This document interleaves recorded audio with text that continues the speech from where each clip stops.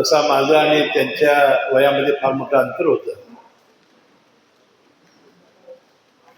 तरी सुद्धा राजकीय आणि सामाजिक जीवनामध्ये काम करत असताना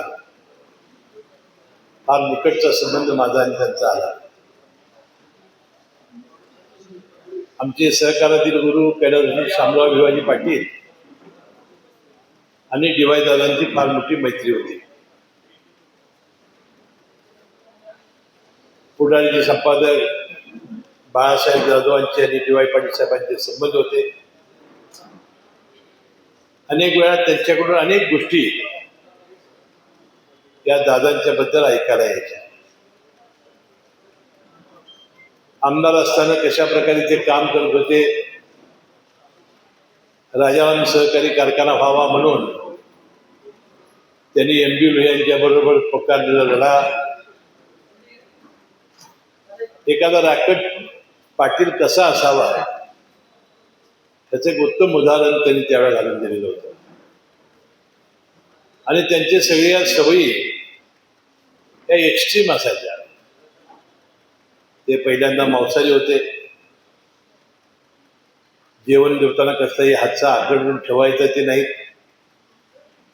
आणि नंतरच्या काळात ते आध्यात्मिक झाले. रांगडा पाटील कसा असू शकतो हेही दादांनी दाखवून दिलं. आणि अध्यात्माकडे वळल्यानंतर आध्यात्मिक कशा पद्धतीने वागावं त्याचं एक फार मोठं उदाहरण या दादाच्या निमित्ताने आहे. शामराव भिवाजी पाटलांना किंवा ते इतके मोठ्या मनाचे होते, नियत आणि दानत इतकी मोठी होती की 2-3 उदाहरण मी सांगेन.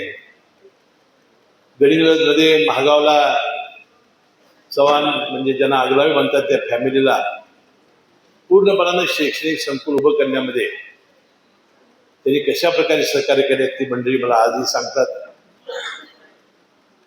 एक खाजगी कारखाना आहे शिरोडा, तो काढून देण्यामध्ये त्यांनी तर सहकार्य केलंच, पण तो नॅशनलाइज बँक ज्यावेळेला त्यांना कर्ज द्यायला त्या कारखान्याला तयार नव्हती त्यावेळी स्वतःची जामीन राहिल्याने स्वतःची इस्टेट त्यांनी चालून दिली. म्हणजे अशी कुटुंब उभं करण्यामध्ये, ते दानत करण्यामध्ये फार मोठे माहीर होते.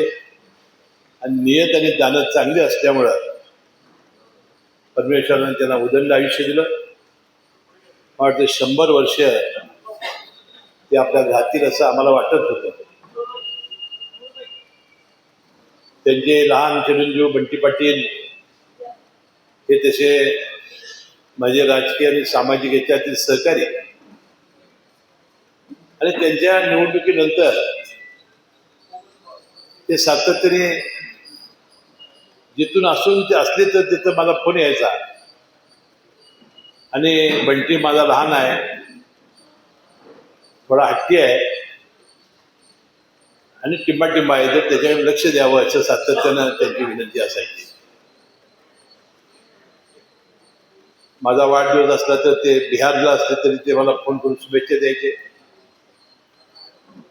आणि सातत्याने कुठल्याही कार्यक्रमाला त्यांना बोलावलं तर त्यांचं भाषण शेवटी अध्यात्माचं असायचं.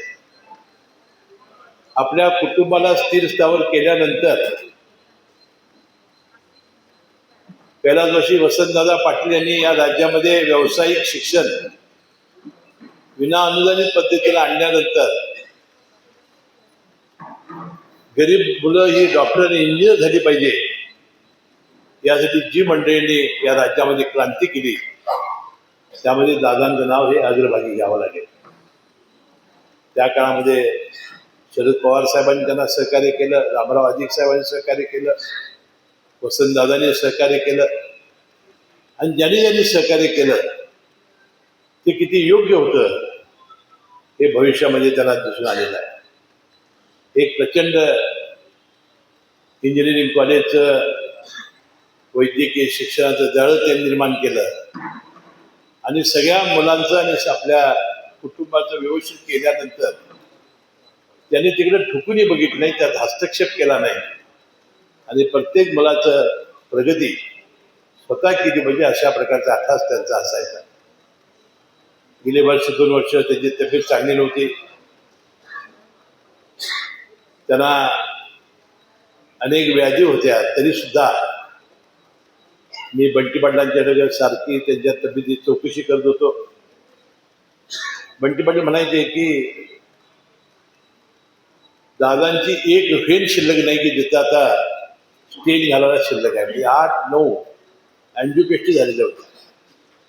इच्छाशक्ती इतकी जबर होती की व्यायाम करायला तर व्यायामच करायचे.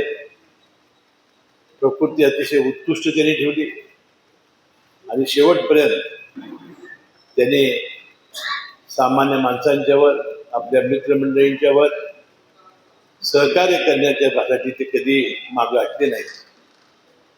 अशा एका थोर व्यक्तीचं जाणं आपल्या जिल्ह्याच्या दृष्टीनं आणि राज्याच्या दृष्टीनं फार मोठी हानी झालेली आहे. मी माझ्या वतीनं माझ्या कुटुंबियाच्या वतीनं राष्ट्रवादी काँग्रेस पक्षाच्या वतीनं त्यांना मनपूर्वक श्रद्धांजली अर्पण करतो. त्यांच्या मृतात्म्यास परमेश्वर शांती देवो अशी प्रार्थना करून मी इथंच थांबतो.